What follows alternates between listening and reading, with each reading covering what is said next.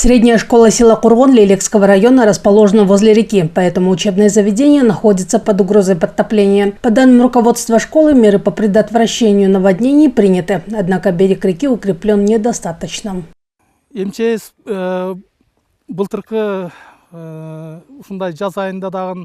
МЧС в прошлом году провело берегоукрепительные работы бульдозером. Однако берег не был закреплен габионной сеткой. Первые же паводки испортили всю проделанную работу. Раз берегоукрепительные работы проведены, надо было либо забетонировать, либо постелить габионную сетку. Иначе весь труд впустую.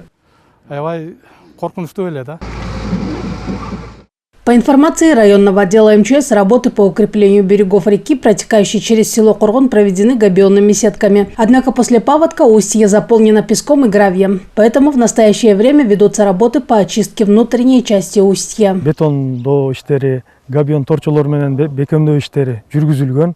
После проведения берегоукрепительных работ мы застилали габионную сетку, однако из-за обильных паводков все снесло. В прошлый раз уровень воды поднялся, и вода дошла аж до сараев и дворов. Сейчас мы проводим просто очистительные работы.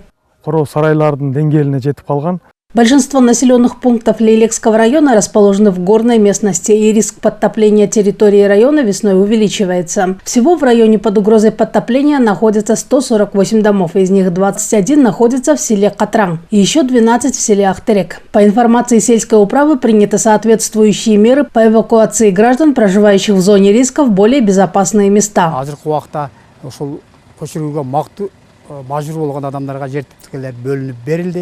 Мы выделили земельные участки всем, кто нуждался в этом. Но есть и те граждане, которые отказываются от эвакуации. Таких 7 семей. Мы им трижды вынесли предупреждение. Если они не покинут зону риска, нам придется переселить их насильно.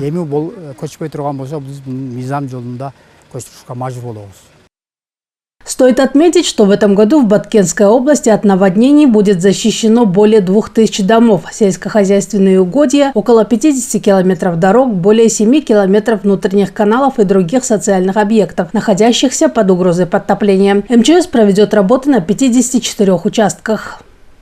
Алия Душибаева, Олан Макамбаев, Адылур Залиев, ЛТР, Баткенская область.